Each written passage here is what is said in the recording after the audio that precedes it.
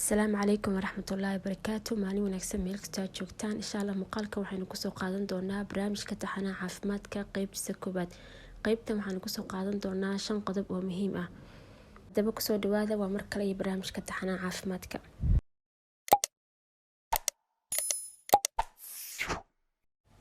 qodobka ugu horeeya aan kusoo qaadan doono barnaamijka taxanaha caafimaadka qaybtiisa koobaad wuxuu noqon doonaa dadka biyaha istaaga ku caba inta badan waxaa ku dhaca ama ay ka cawdaan xanuunka macaanka ama sonkorta ama se wax afka qalaad loo yaqaan diabetes mellitus.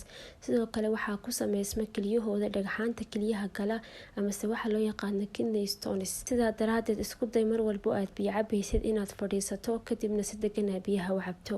qodobka labaad wuxuu noqon doonaa dadka sida joogtada ah u sooma jirkooda way adag tahay inuu soo galo xanuunka loo yaqaano kansarka ama kaankarada. sidoo kale jirkooda waxaa ka baxa sunta iyo jeermiska inta uu sooman yahay. sidaa daraadeed soonka wuxuu u fiican yahay caafimaadka jirka. isku day inaad soontid maalmaha isniinta iyo weliba khamiista. qodobka saddexaad wuxuu noqon doonaa dadka aadka u isticmaala xulbada ama se aadka u cabo xulbada. faa-iidooyinka ay ka heli karaan waxaa kamid ah calooshoodu inaysan fadhiisanin ama se calooshoodu inaysan istaagin, xab feeraha inaysan ka gelin, xanuunka qaaxada ama se waxa loo yaqaano TB-da inaysan ku dhicin, xanuunka baabasiirka sidoo kale inuusan ku dhicin.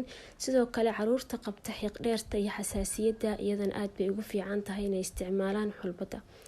qodobka afraad aynu kusoo qaadan doono barnaamijka taxanaha caafimaadka wuxuu noqon doonaa haddii aad isku aragto waxyaabahan kale ah oo dibriyo, naqaska oo kugu dhaga mararka qaarkood, caloosha oo ku fadhiisata markasta, daal joogto ah oo jirkaaga waxaa ku yar maadada potassiumka. sidaa daraadeed isku day inaad mar walba isticmaashid mooska, baradhada, bataatiga, bocorka iyo weliba sidoo kale koostada.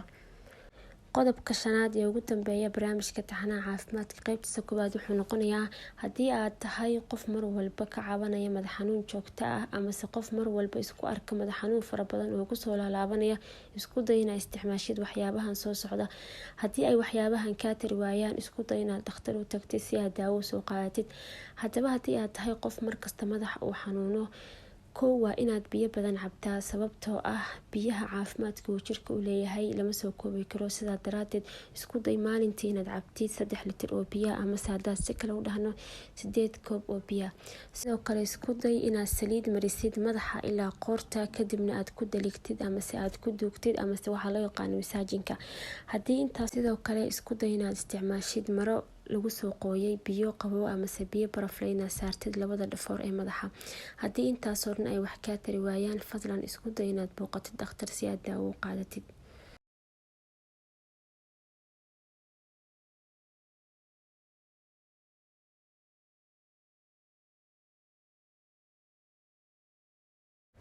dadka qaba xanuunka sokorta ama macaanka, caanaha ugu fiican oo ay cabi karaan waa caanaha geela. sida ugu fiican oo qofku isku caateyn karo ama miisaanka jirkiisa oo ku yareyn karo waa inuu markuu soconayo uu socodka boobsiiyo iyo sidoo kale gebi ahaanba inuu iska yareeyo waxyaabaha macaanka ama sonkorta ay ku badan tahay. hooyada uurka leh caanaha ugu fiican oo ay cabi karto waa caanaha geela sababtoo ah jir ahaan iyo maskax ahaanba ilmaha way u fiican yihiin.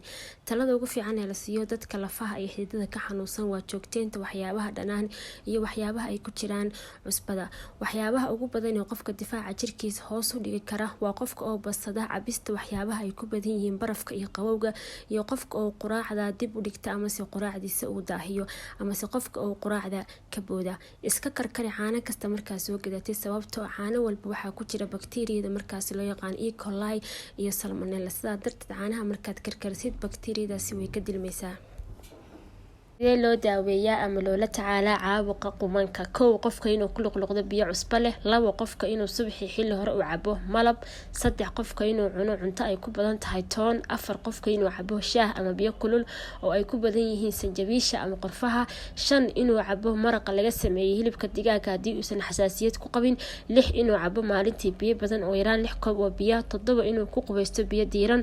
8 inuu ka fogaado waxyaabahan soo socda sida catarka, kalluunka iyo boorka haddii uusan xasaasiyad ku kicineen. 9 inuu subaxii xilli hore quraacdo. 10 inuu dhuunta ama qoorta uu ku misaajeeyo maro diiran. qaalkii intaasaan kusoo gabagabeynayna. haddii aad waxun ka faa'iiday la socda asxaabta una sii shargare. haddii aad nagu cusubtahay nagu soo biir. haddii aad hore noola joogteen laagta nagu dhiirigeli. wassalaamu calaykum waraxmatullaahi wabarakaatuh.